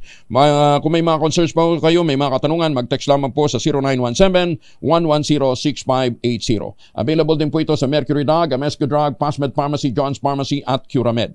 Pero wag natin kalimutan, ang ultabayo po ay hindi gamot at hindi dapat gamiting panggamot sa anumang uri ng sakit. Magandang umaga, Pilipinas! Si Grace Castañeda mula sa Pag-asa, kasama na natin, kumustahin natin si Leon. Grace, good morning. Yes, good morning din po Sir Angel at sa ating mga taga-subaybay. Update nga po dito sa minomonitor natin na si Bagyong Leon. Patuloy nga po itong nag-i-intensify pa habang binabaybay pa rin yung karagatan at huli po itong namataan sa lang 395 km silangan ng Calayan, Cagayan. Taglay po nito yung lakas ng hangin na 165 km per hour malapit sa sentro at bugso ng hangin na umaabot sa 205 km per hour. Ito po'y kumikilos po west-northwestward sa bilis na 15 km per hour. At sa kasalukuyan po may nakataas tayong wind signal number 3 sa Batanes maging sa eastern portion ng Babuyan Islands at wind signal number 2 naman sa nalalabing bahagi ng Babuyan Islands, Cagayan, northern and eastern portions ng Isabela, Apayao, Kalinga, northern and eastern portions of Abra maging sa eastern portion ng Mountain Province at Ilocos Norte. Samantala, wind signal number 1 naman po sa rest of Isabela, Quirino, Nueva Vizcaya, rest of Mountain Province, Ifugao, Benguet, rest of Abra, Ilocos Sur, La Union, Pangasinan, Nueva Ecija, Aurora, sa northeastern portion ng Tarlac, sa northern portion ng Bulacan, maging sa northern portion ng Quezon, kasama na yung Polillo Islands, Camarines Norte, northern portion ng Camarines Sur, sa northern and eastern portions ng Catanduanes, kung saan yung mga areas na nabanggit po natin is makakaranas ng malalakas na hangin na dulot ni Bagyong Leon, and pag-iingat nga po at paghahanda para po sa ating mga kababayan. Samantala sa mga pagulan naman po, meron tayong mararanasan ngayong araw na mga intense to torrential na pagulan sa Batanes at Cagayan, kasama na po dyan yung Babuyan Island. Samantala heavy to intense naman po sa Ilocos Norte, Apayao, Isabela, Occidental Mindoro, maging sa bahagi din ng Antique. And also meron din po tayong mga moderate to heavy na mga pagulan sa Ilocos Sur, Abra, Kalinga, maging sa bahagi din po ng Calamian Island, sa Romblon, Negros Occidental at sa area din po ng Aklan. So pag-iingat po pa rin sa mga kababayan natin sa banta ng mga pagbaha at pagguho ng lupa. At sa kasalukuyan po, meron tayong nakataas na gale warning sa seaboards ng Northern Luzon, maging sa eastern seaboards ng Central at Southern Luzon, kung saan hindi po natin pinapayagang pumalaot yung mga kababayan natin mga isda, pati na rin yung may mga maliliit na sasakyang pandagat. And also meron din po tayong moderate to high risk ng storm surge dito sa mga exposed coastal localities ng Batanes, maging sa Cagayan, kasama na po yung Babuyan Island. So pag-iingat po at magiging alerto sa mga kababayan po natin dyan,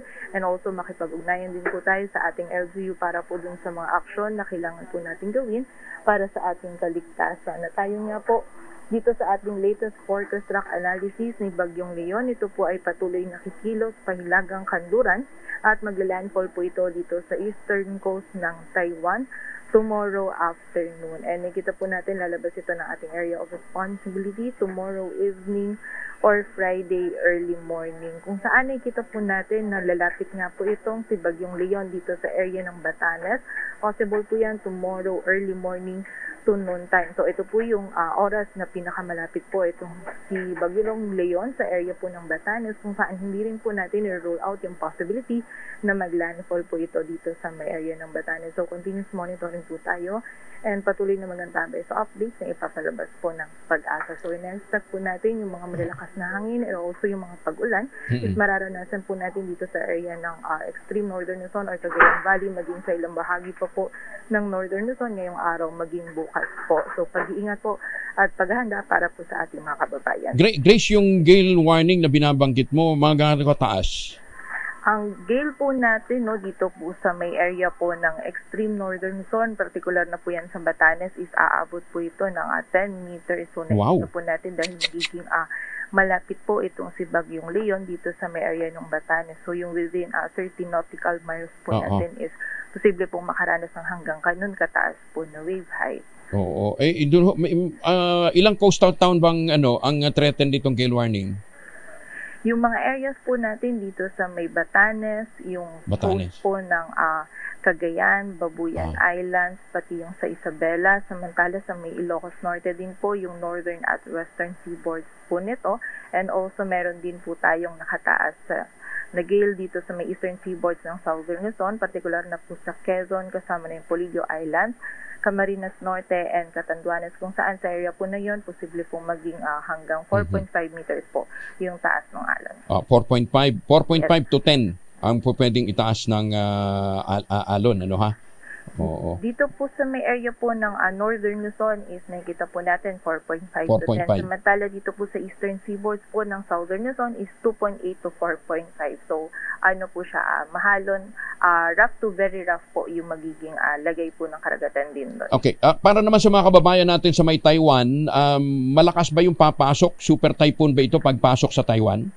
So, nakikita po natin dito sa ating latest forecast track analysis, possible nga po mag-intensify pa ito into a super typhoon. So, kapag po dito sa track po natin, mga around Thursday early morning or bukas po ng early morning is mag-intensify po ito into a super typhoon. Possible po yan mamayang late evening, mamayang midnight to early morning po. So, yun po yung time na patungo siya sa Taiwan. Then, kapag po naman magla-landfall siya dito sa Taiwan, nakita po natin is magda-downgrade siya into a typhoon category, but then malakas pa din po. Malakas pa rin. Hangin na dala niya. Ay, sus, sige. Grace, ingat ha. Maraming salamat. Thank you for the information. Maraming salamat din po at mag-ingat po tayo. Si Grace Castañeda mula po sa Pag-asa. Maganda umaga, Pilipinas! Kaya nga po may signal number 1, signal number 2. Binibigyan po tayo ng oras para maghanda. Hindi po ibig sabihin nun, nandun na kaagad tatama. Kung hindi tumama sa ating lugar, yung pong malakas na hangin o matupig na ulan, magpasalamat tayo. Pero yun po yung nagsisilbing babala, ha? At kasama ho ng babalang yan, dapat i-ready po natin ang ating mga emergency kit. Lagyan po natin ng family alcohol. Dalawang formulation ng family alcohol na pwede natin pagpilian. Yung family 70% isopropyl alcohol, especially prepared for clinics, hospital, pharmacies, laboratories, pero okay na okay din po sa mga households. Very effective yan sa disinfection at sterilization. Ganyan po ang bagsik ng family 70% isopropyl alcohol. Maghapon man natin gamitin, no problem. Hindi po manunuyo ang ating mga kamay dahil meron po itong moisturizer. Yung po namang mabangong family rubbing compound improve cologne. Yun po yung mabangong isopropyl alcohol na ginagamit po ng mga masahista, mga barbero, mga doktor, mga nurse, mga komadrona. Ginagamit yan for sponge baiting and other cleansing purposes. Family rubbing alcohol parang DCRH subok na sa mahabang panahon. Mabibili sa namang butik at convenience stores nationwide. Family rubbing alcohol hindi lang pampamilya, pang sports pa. Hoy, magandang umaga din po sa mga nakatutok sa atin dyan sa Pennsylvania, USA. Sa mga taga Montalban, Rizal. And magandang umaga din sa mga taga Sydney, Australia. At sa iba't ibang panig pa ng kapuluan at iba't ibang panig ng mundo. Sa mga taga Seattle, Washington, magandang umaga ho sa inyo. Pero kung naghahanap daw ho kayo ng lugar na flood-free, isa sa mga pinagmamalaki ni Malo Cabral yung bahay nila dyan po sa Sivera, Mabalacat. Dahil sabi niya nga, tumaas na ang tubig kung saan sa kanila hindi binabaha. Yan po ay isa lamang sa mga proyekto ng Westchester Realty sa Central Luzon. Kasama dyan ang Sivera Mabalacat, Sivera Bacolor, Samira at saka ang Sivera Prestige. Yan po ang pinakamurang ready for occupancy unit ngayon sa buong housing industry with easiest term. Aba, 5% lamang down payment, pwede pang gives. At sa 20,000 pesos all-in down payment, pwede ka na maglipat bahay agad pagkatapos po ng take-out ng Pag-ibig housing loan within 7 days. Kahit ano pang iniintay po ninyo, ito pa rin ang pangarap na magkaroon ng sariling bahay sa presyong abot kaya. Sa loob po mismo ng township, ang munisipyo, ang simbahan, ang eskwelahan, ang palengke at iba pang mga amenities. At yan po'y katubaran ng inyong pangarap na magkaroon ng sariling bahay sa presyong abot kaya. Tawag na sa 0996-501-5555 o sa 0947-434-5555. At kung ngayon pa ho kayo bibili hanggang Disyembre, may chance pa kayong manalo ng bagong kotse. Kaya sa Pasko, bago ng bahay mo, bago pa ang kotse mo.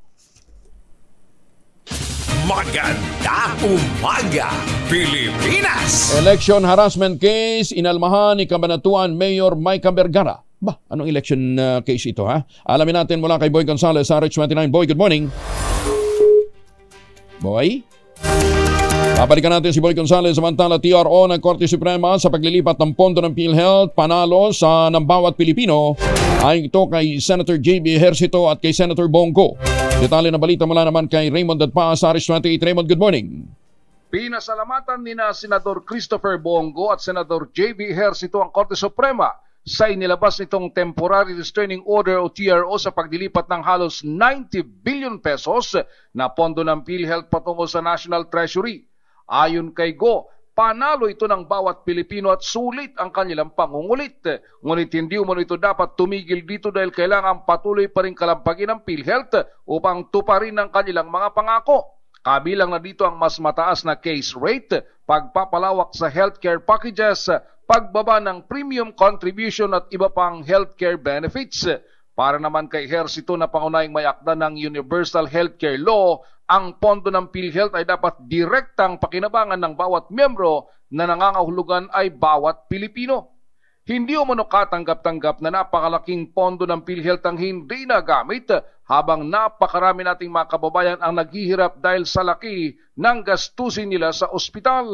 Ayon sa Department of Finance, 60 billion pesos na ang nailipat sa National Treasury at 29.9 billion pesos na lang ang natira sa PhilHealth mula sa kabuang 89.9 billion pesos na unutilized funds.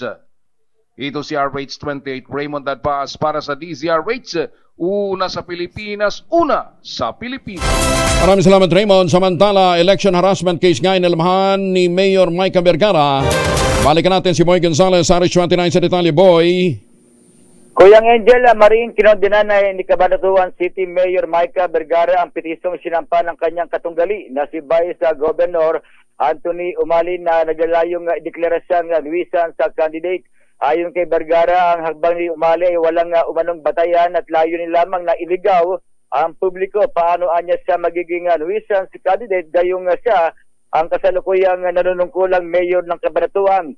Tinawag niyang walang kabuluhang reklamo ang isinampa ni Umali sa COMELEC na ang tanging intensyon ay manipulahin umano at baliktutin ang election process. Nagsampa sa COMELEC ng reklamo si Umali matapos i-refile ni Vergara ang kanyang Certificate of Candidacy noong October 8, ilang minuto matapos i-withdraw ang unang COC para itama ang ilang maling entries. Git ni Vergara, ang mabilis na refiling ay patunay lamang ng kanyang hangaring tumakbo at magsilbi. Sinamahan din niya ng parehong Certificate of Nomination and Acceptance o CONA mula sa kanyang partido upang tiyakin ang kanyang official na nomination. Dagdag ni Vergara, ang tunay umanong nuisance candidate ay ang mga membro ng pamilya Umali na may 6 na kandidato sa iba't ibang posisyon sa Nueva Ecija. Ang labanan ng magamang Umali bilang gobernador at mother laban sa daughter bilang kongresista ay patunay umanong ang layuning mapanatili ang pamilya Umali ang kontrol sa lalawigan ng Nueva Ecija. Dito si Boy Gonzales para sa DCRS, una sa Pilipinas, una sa Pilipino. Maraming salamat, Boy Gonzales.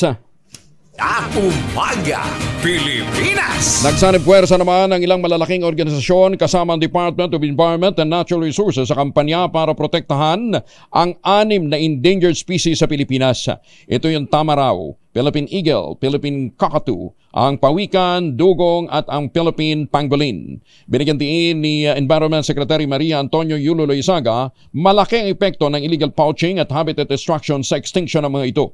Sa Asia-Pacific Ministerial Conference for Disaster Reduction, ipinahayag ng kalihim ng Department of Environment and Natural Resources ang kanilang kolaborasyon sa SM Supermall, sa pangunguna ni SM President Stephen Tan, pati na ang iba pang mga organisasyon sa kanilang Save the Extinction Program.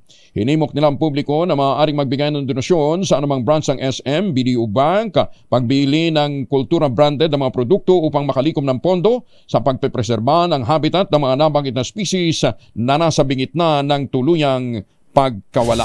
Magandang umaga, Pilipinas! 5:19 ang oras sa buong kapuluan.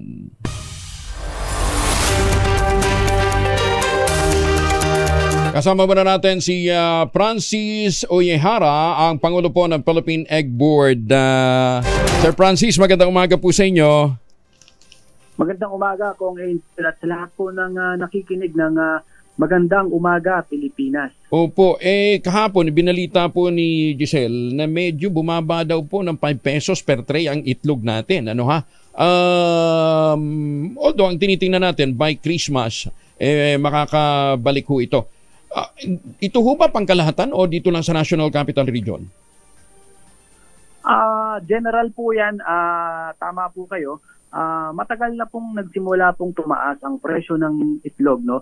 Pero for the past month, since maybe yung last week nung last month, nagsimula na pong mag-stabilize yung presyo. At ngayon po, meron na pong ibang nagbaba ng kaunti. Ito po ay senyales na humahabol na po yung ating supply doon sa current demand. Kasi nakaranas po tayo ng kakulangan sa ating production ng mga nakaraang buwan. So ang mga concern nga po ng ating mga consumer ay yung pagtaas po ng demand towards the holiday season. Ito po ay senyales na humahabol na po ang ating supply. Okay. Yung naging kulang. Yung perwisyo ni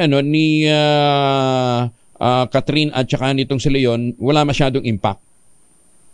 Well, malakas po ang naging impact nito generally sa Batangas, sa Bicol, Pero ang ating mga layer farmers, specifically sa ating mga kasamahan, taon-taon po kasi ay nasubaybayan na natin yung paglakas ng intensity ng mga bagyo, prepared na po ang ating mga kasamahan dito. Kung meron pong mga damages, mga maliliit na lang po ito, Ito po yung mga naiiwan siguro ng mga conventional, yung mga kahoy, Ngayon po kasi ang disenyo ng ating mga kulungan ng manok ay bakal na po at konkreto.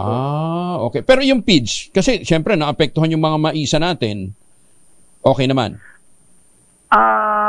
Well, meron po na, sa mga feeds po kasi, no, may mga nabasa po siguro dyan. Mga 1 araw, 2 araw lang po yun. Yun naman po kahit kung nabasa, naanggihan, po pwede naman po kasing pakain kaagad ho yun eh. No? Hindi, pero ibig sabihin, yung pagtaas ng presyo ng mais, stock ng mais dahil sa epekto ng mga bagyo sa mga maisa natin, so far, hindi pa naman iniinda? Ngayon po, wala pa pong significant effect. Kasi nagkakakuha ko lang po ng mais.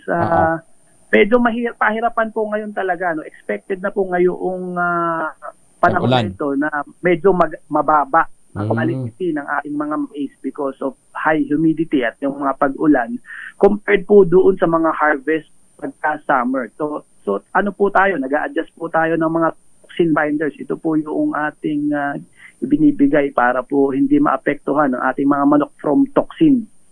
Kasi nga naman pagka hindi na napatuyo ng maganda yung hindi naabot yung standard na moisture content, hindi lang moisture content, yung masyadong naka-expose sa open sa sun drying, tumataas po ang aflatoxin ng mais, Kaya marami hong technology na kinakailangan gawin. Tsaka yung post-harvest facility talaga para sa ating mga farmers para gumanda din yung kalidad ng harvest nilang mais.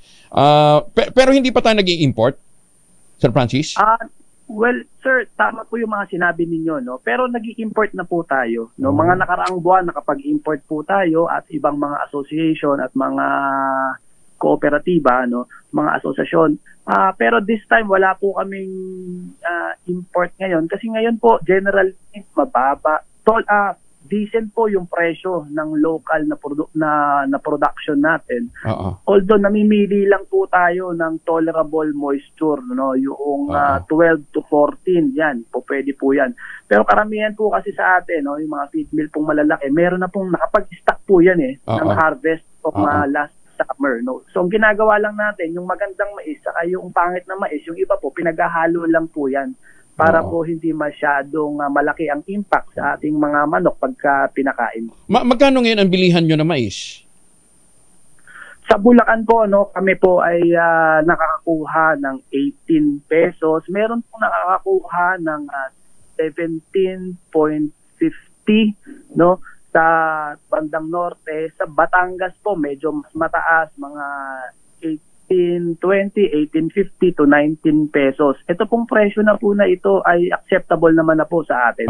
Pero kaya nga, sabi natin, talagang kailangan din talaga ng tulong ng mga magmamais, lalong-lalo na sa post-harvest facilities, siguro ito din talaga dapat buhusan ng Department of Agriculture para baka maganda ho siguro talagang recovery rate natin, mapababa pa natin yung presyo, para makatulong din sa ating mga magsasaka. So in the meantime, magkano ho ang presyo ng small na itlog, Sir Francis?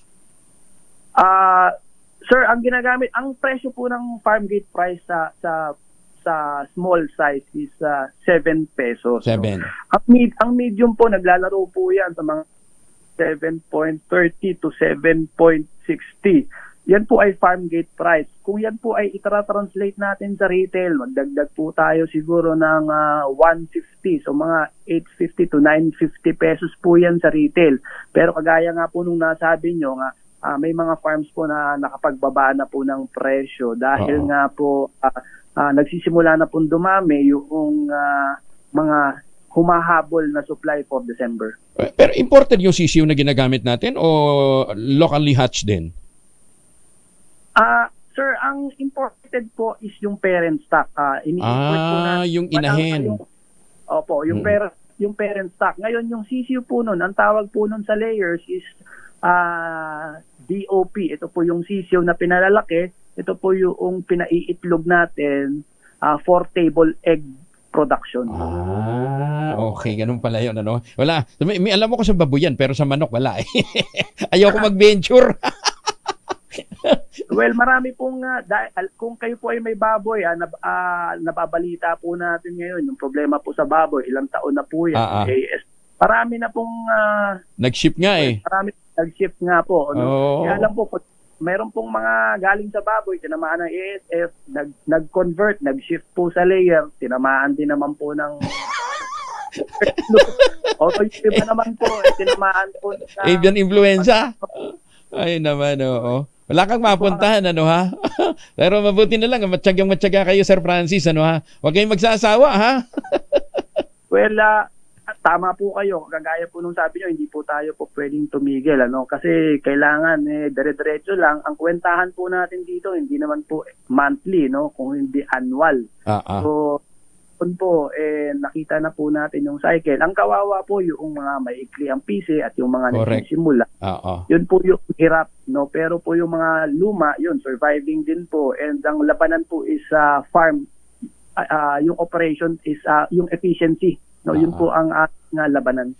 Basta kasama namin sa aming panalangin ang ating mga magsasaka, ang ating mga livestock growers, ano? Dahil kung hindi ho sila, gugutomin ho talaga ang Pilipino.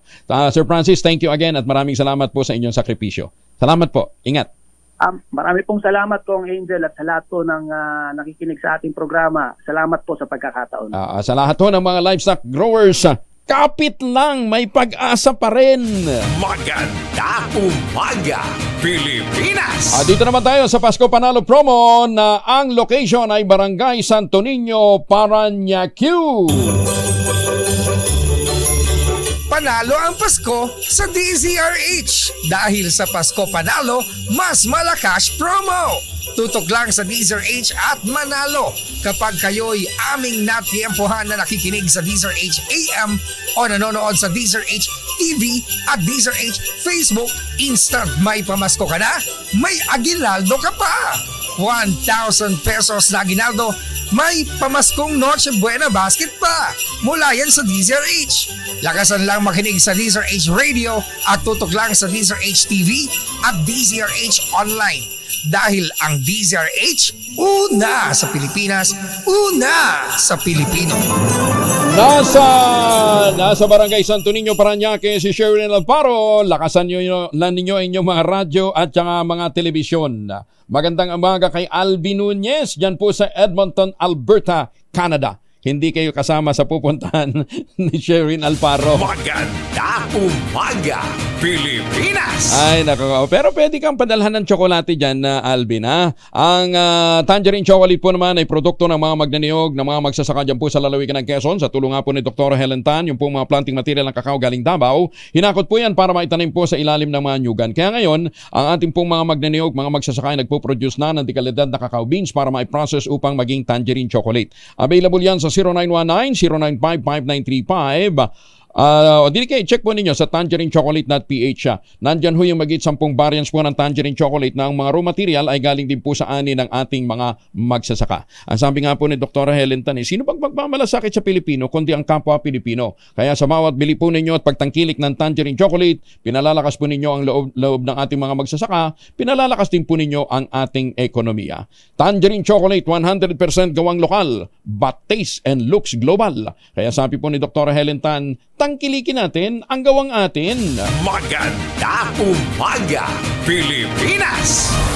Nananawagan naman si Agriculture Secretary Francisco Q. Laurel Jr. para sa mas malawak pang partnership sa pagitan ng pribadong sektor, pamahalaan at mga kooperatiba ng mga magsasaka upang makagawa ng isang sustainable na industriya ng kape sa Mindanao, partikular na sa harap ng hamon ng climate change at pagpapalakas din ng local competitiveness.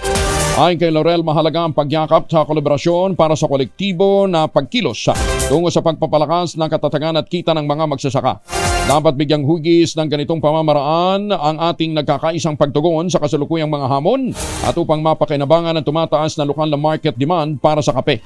Ginawa ni Laurel ang pahayag sa kanyang pagbisita sa Northern Mindanao Agricultural Crops and Livestock Research Complex kung saan matatagpuan sa Bukidnon Integrated Coffee Center ang Nestle Philippines. Binigyan din pa ng kalihim ng DA na sa pamamagitan ng epektibong collaboration, malalampasan natin ang mga pinsalang dulot ng Bagyong Christine at mapapalakas pa ang kakayahan ng Mindanao bilang isang food basket of the South. Nangangamba naman si Senator Amy Marcos sa muling pagsipa ng gusto ng presyo ng lokal na bigas sa mga pamilihan. Ito ay matapos na padapain ng Bagyong Christine ang mga palayan ng libu-libong magsasaka nang magsisimula pa lamang bumangon mula naman sa latay ng Bagyong Julian. Ayon kay Senator Amy, may mabibiling 45 pesos per kilo na lokal na bigas sa ilang palengke gaya ng Pasay City bago pa man tumama ang magkasunod na bagyo.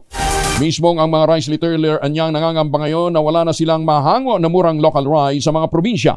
Sinabi pa ni Senator Marcos na hindi talaga permanenteng ramdam ng mga Pilipino ang murang bigas dahil sa inireklamo rin ng mga retailers na piso lamang ang kanilang natitipid sa pagbili naman ng mga imported. Dahil dito muling kinalampag ng Presidential Sister ng gobyerno maglatag ng pangmatagalan at konkretong solusyon sa mahal na bigas at nang sa gayon ay huwag mamatay ang kabuhayan ng mga magsasaka.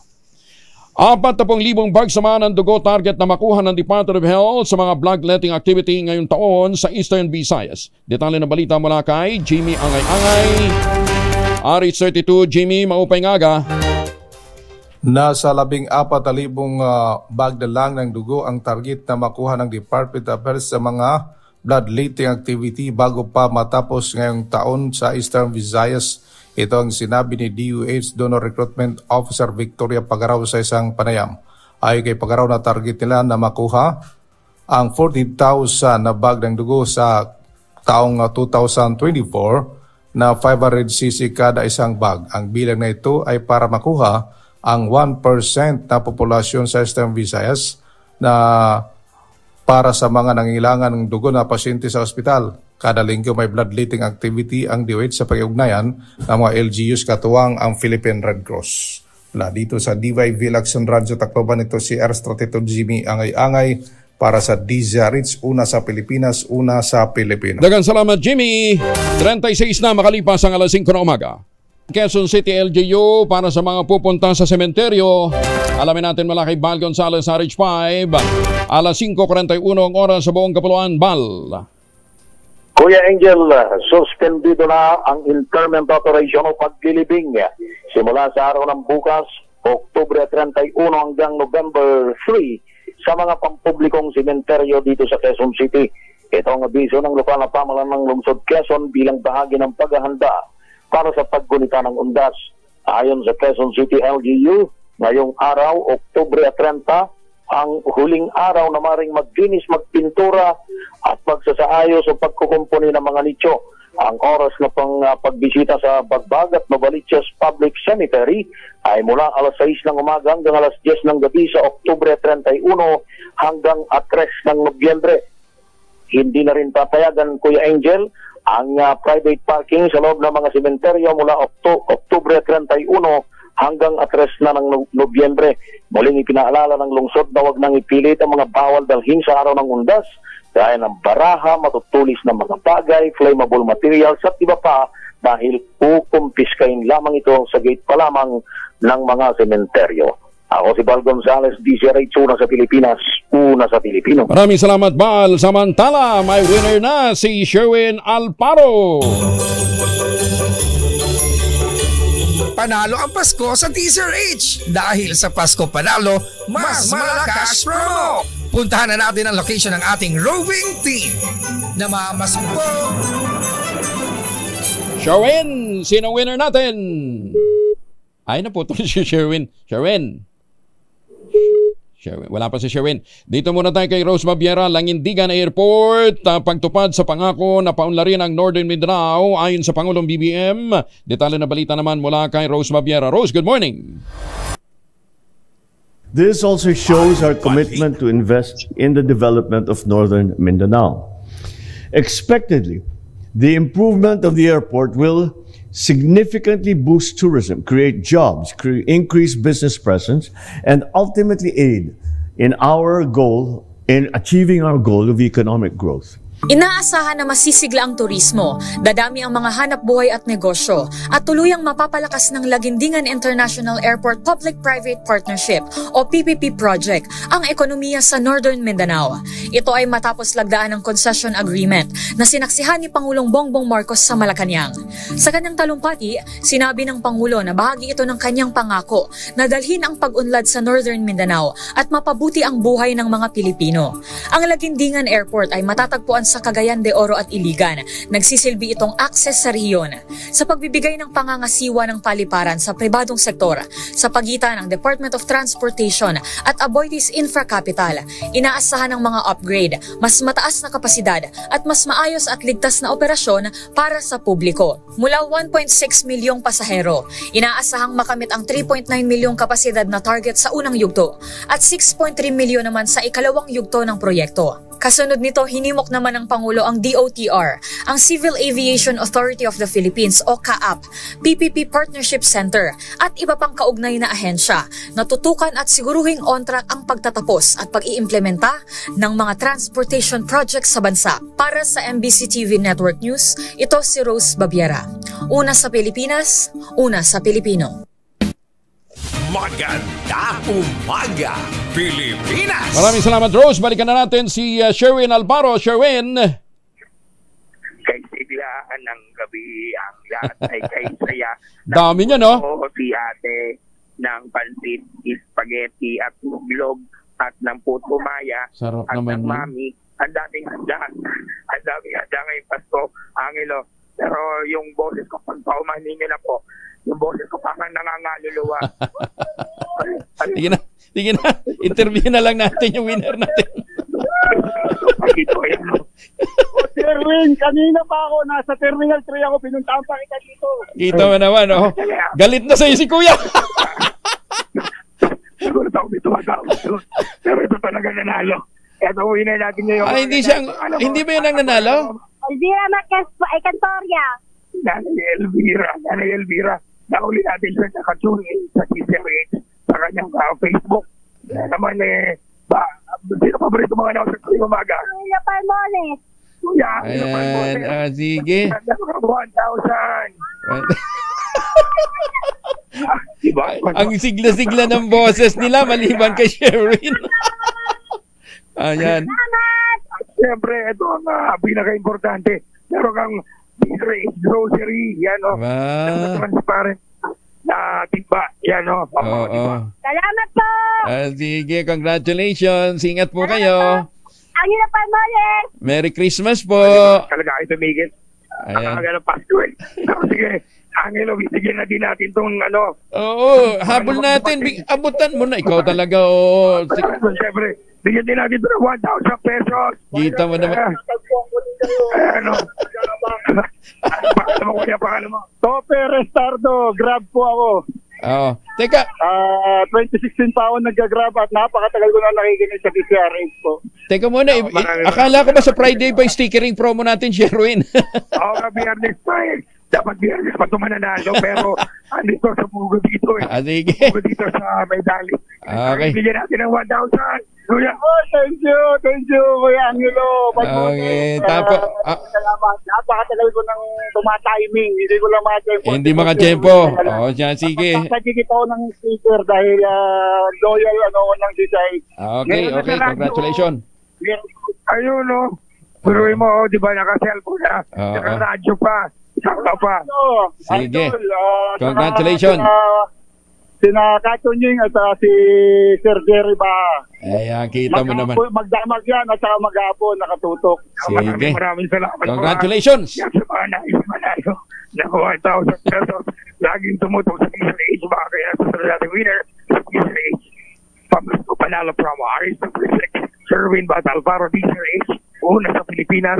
Una at sa Pilipino. Maraming salamat, Sherwin Alvaro. Maganda umaga, Pilipinas! Tutok ho kayo lagi. May chance manalo. Bukod ho dyan, pwede pa rin ho kayong sumali sa ating Mahiwagang Tunog. 18,000 naman ang nag-iintay ng premyo.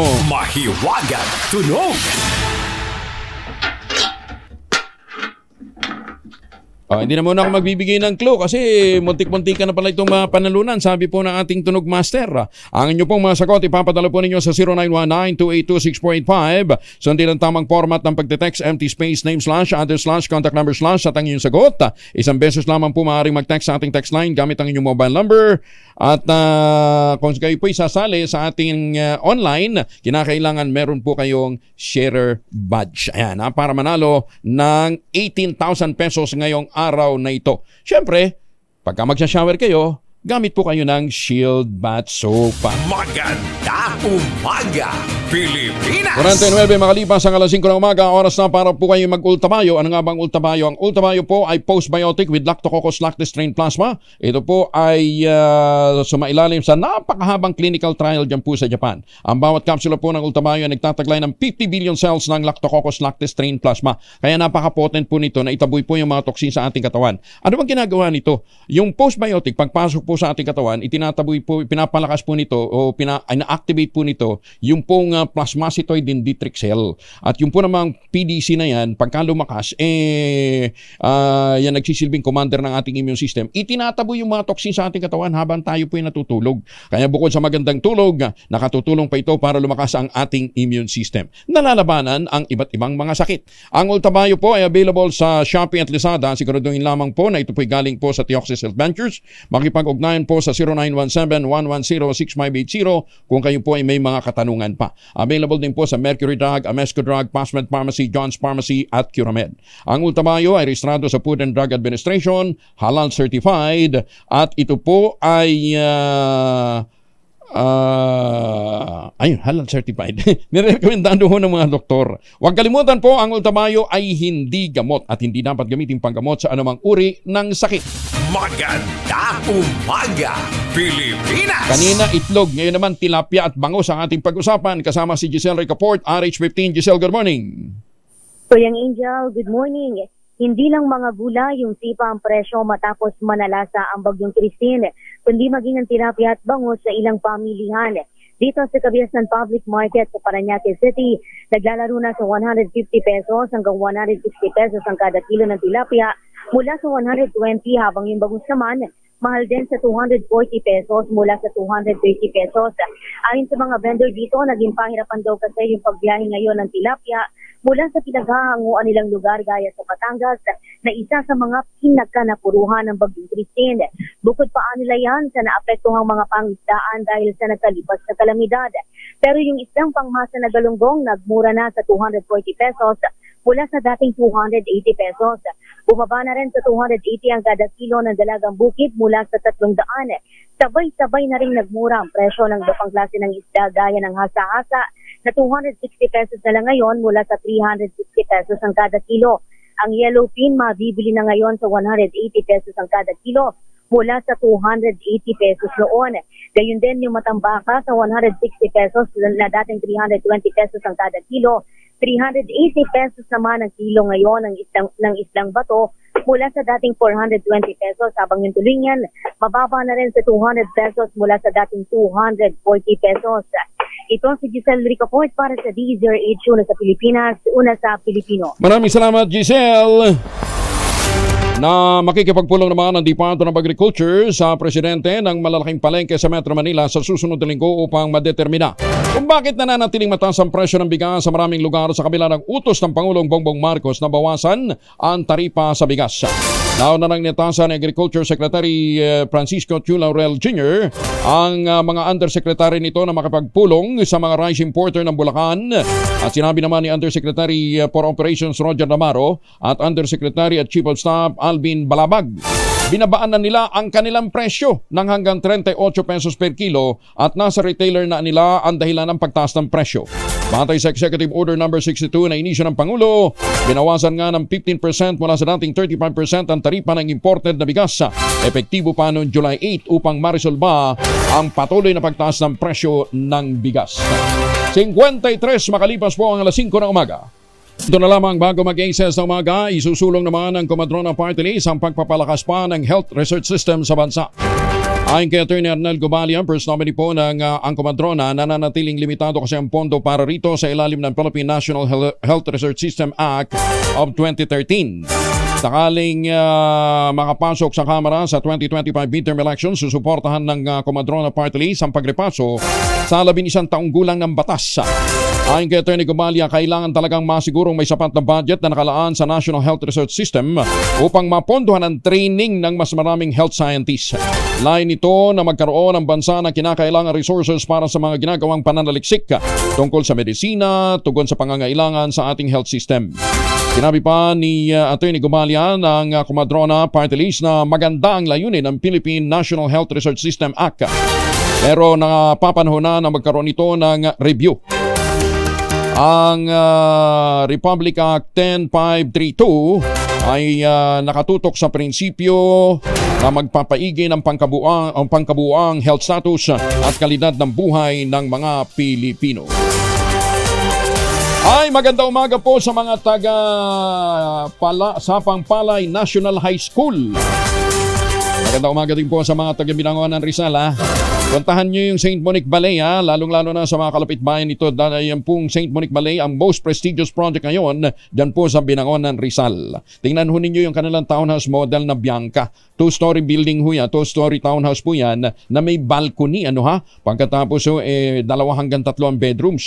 Pwede nyo ma-avail through Pag-ibig Financing at 20,000 pesos lamang monthly amortization at 30 years to pay. Tawag na sa 0917-719-7908 para po sa karagdagan detalye. Ang kagandahan ho nito, paglabas ho ninyo sa balkon pagka-umaga, pagkagising ho ninyo, ang sasalubong sa inyo, malamig na simoy ng hangin. Parang Pasko, At meron pang bonus na magandang tanawin. Yan po ang St. Monique Ballet, the most prestigious project ngayon sa Binangonan, Rizal.